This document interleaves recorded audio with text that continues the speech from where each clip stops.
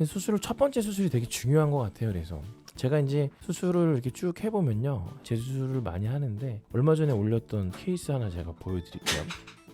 제가 이제 그래서 수술을 하다 보면은 전반적인 이렇게 밀도가 떨어져 있는 경우, 이런 경우는 참 수술하기가 좀 까다로울 때가 되게 많아요. 되게 많은데 원래 심었던 부위는 사실 밀도를 높이기가 참 쉽지가 않습니다. 이게 저희 병원에서 맨 처음에 수술 받았던 사람들보다는 밀도가 좀 떨어져요. 전반적으로 조금 떨어지고, 그 부위가 이제 수술을 하면서 약간 상처 조직으로 좀 변한 그런 영향도 좀 있고, 그래서 참 재수술이 쉽지가 않습니다. 그래서 첫 번째 수술이 되게 중요한 것 같아요. 되게 중요하고, 재수술을 하면서 같이 이마 라인을 낮춘 그런 분들 보면은 제가 처음 심는 부위는 수술이 아주 잘 되는데 그 위쪽은 밀도가 조금 떨어지는 그런 경우들이 많고, 그런 영상들이 있는데 이제 눈썰미가 좋으신 분들은 아마 그런 거를 발견하시는 분들이 있으실 겁니다. 우선 이제 생착률이라는 거를 설명을 좀 드려야 되는데, 생착률이라는 게 이제 내가 10개를 심었을 때 아니면 100개를 심었을 때, 예를 들어서 100개를 심었을 때 그 중에 몇 개가 남느냐, 100개 중에 뭐 한 80개가 남으면 80%, 100개 중에 90개가 남으면 90% 이렇게 되잖아요. 근데 과거 논문들을 보면은 똑같이 100개를 심는데 그걸 좁은 영역에다 심을 때랑 조금 넓은 영역에다 심을 때랑 비교를 해보면은 넓은 영역에다 심는 게 생착률이 더 좋다, 이렇게 표현이 되어 있는 그런 책들이 있습니다. 그래서 어느 정도는 맞아요. 너무 촘촘하게 심으면은 생착률이 조금씩 떨어질 수 있다는 거죠. 떨어질 수 있는데, 그렇다고 해서 제 생각에는 그렇습니다. 그렇다고 해서 M자 수술을 한 번 할 거를 꼭 두 번에 나눠서 밀도 보강을 하는 수술을 해야 된다? 저는 그렇게 생각하진 않아요.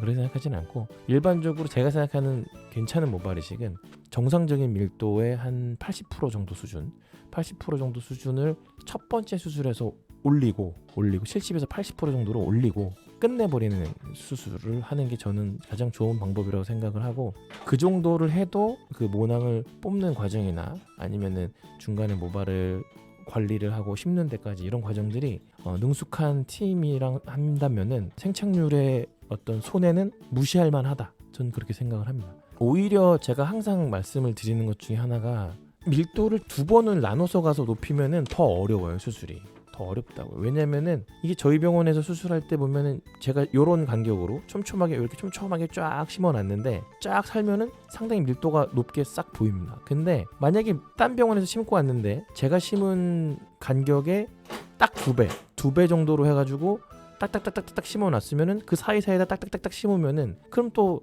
수술을 두 번 하지만 그래도 제가 맨 처음에 한 번으로 올렸던 밀도까지 올라갈 수가 있죠. 근데 맨 처음에 심을 때 간격을 좀 애매하게 심은 거예요. 심기에는 조금 좁고 안 심기에는 조금 너무 간격이 넓고, 이런 공간들이, 애매한 공간들이 많이 있다면은 그러면은 수술을 하면서도 최고 밀도를 올리기가 좀 어려운 그런 경우들이 많습니다. 그래서 저는 최대한 자연스러운 밀도에 100%에 도달을 하려면은 한 번에 촘촘하게 심는 게 제가 볼 때는 좀 맞는 것 같아요. 제 생각이에요. 이거는 뭐 다르게 생각하실 수도 있습니다. 네. SNP는 아직까지는 뭐 두피에 대한 영향은 별로 뭐 문제되지 않는다라고 되어 있습니다. 제가 지난번에도 말씀을 드렸는데, SNP를 뒤쪽에다가 하신 분들을 제가 뒤에 펀치를 해서 이렇게 보면은 그 두피 문신이 되어 있는 층 자체가 되게 얕은 층이에요. 아주 피부에 되게 가까운 층이고, 그 정도 깊이로 들어가서는 모낭에 뭐 별 문제 줄 것 같지는 않더라고요.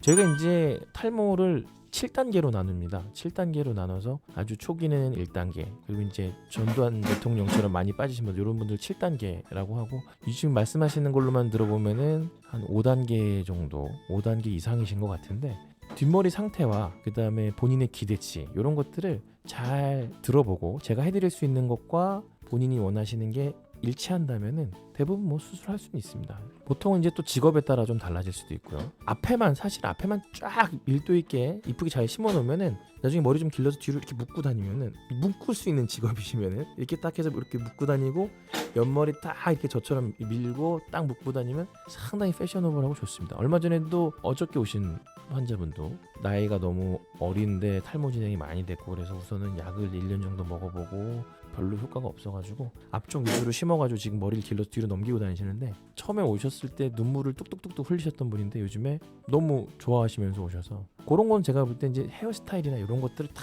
고려해야 됩니다. 어떤 직업이신지, 이런 스타일은 하실 수 있으신지, 기대치는 얼마인지, 뒷머리 상태는 얼마나 좋은지, 약을 먹을 건지 안 드실 건지, 뭐 이런 것도 다 고민을 해서 수술을 할 수도 있고 수술을 못 할 수도 있고 그래요. 뭐 정수리 20대 후반이시면 수술을 받으실 만한 나이이십니다.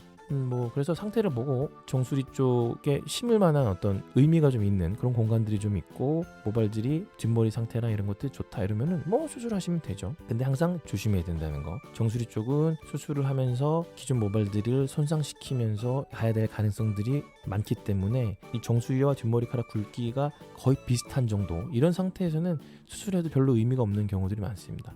일반적으로 남성형 탈모는요, 탈모약을 필요에 따라서는 수술 전, 수술 후에 계속 약을 드시는 걸 추천해 드립니다. 근데 이제 부작용이나 아니면 약에 대한 거부감이 좀 크신 분들은 안 드시는 분들도 있죠. 그리고 이제 뭐 탈모 진행 속도가 또 너무 느린 분들, 원래 탈모가 아닌 분들, 뭐 예를 들어서 원래 탈모가 아니에요. 원래 이게 그냥 모양이 M자야. 모양이 타고날 때부터. 그리고 이마가 넓어지거나 탈모의 어떤 징후는 하나도 없어. 그러면은 약을 안 드실 수도 있죠. 이 약을 먹는 이유는 더 이상 탈모가 진행이 안 되게 하는 그런 게 이유가 가장 크기 때문에 탈모가 없다면 뭐 꼭 안 드셔도 되는 거죠.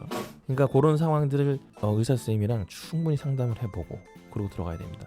제가 최근에 올린 영상이 요 보시나요? 모발 이식 전 약을 못 먹으면 수술도 못 할까? 뭐 이런 거 제가 영상을 얼마 전 최근에 하나 올렸습니다. 그것도 천천히 한번 보시면 될 것 같아요. 제 영상을 천천히 보시면은 없는 게 없어요. 얼추 맞는 것 같아요.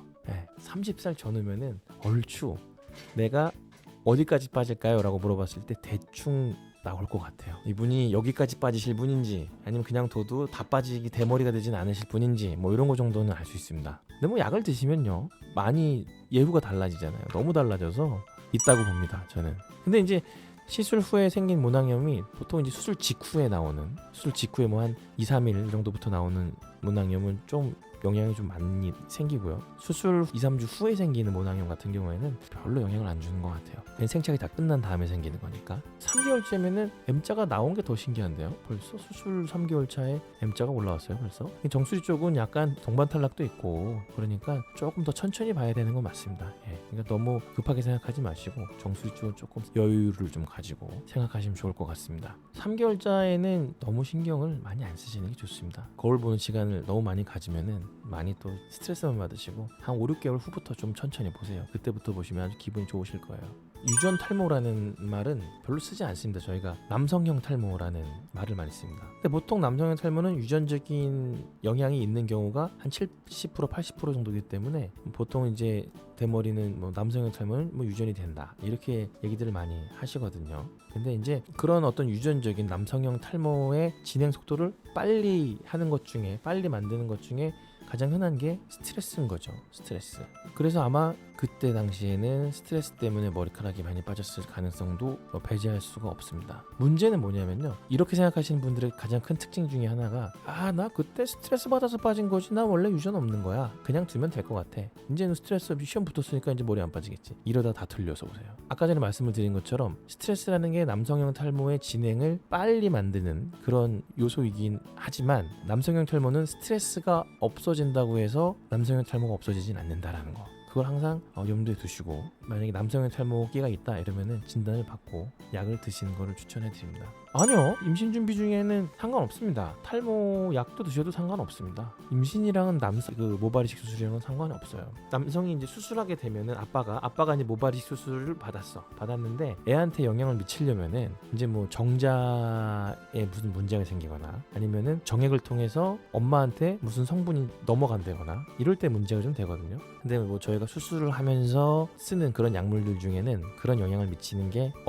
없는데, 우리가 이제 그 탈모약 수술하고 난 다음에 이제 탈모약 같은 거를 저희가 이제 약 드셨으면, 이제 수술하셨으면 약은 좀 드시는 걸 추천해 드려요 라고 말씀을 드렸을 때 그 탈모약 때문에 조금 민감하신 부분들이 있거든요. 탈모약 성분은 여자가 만지기만 해도 태아에 영향을 미칠 수도 있고 뭐 여러 가지 이런 것들 때문에. 그런데 뭐 탈모약 자체도 사실은 임신 기간에 아빠가 먹었을 때 태아에 미치는 영향은 0이라는 거를 논문도 많이 나왔고 연구도 많이 돼 있어서 감기약 정도로 생각해도 되지 않을까 싶긴 합니다.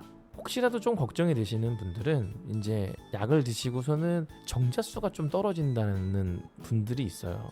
그래서 조금 찜찜하신 분들은 약을 좀 드신 다음에 3개월 정도 후에 가셔서 정액 검사 한번 해보시면은 정자의 모양이나 아니면은 어떤 움직임이나 개수나 이런 것들을 조금 볼 수 있기 때문에 그거만 좀 해서 문제 없으면 계속 약 드시면 될 것 같아요. 찜찜하시면 가서 그거 검사해 보시면 될 것 같습니다.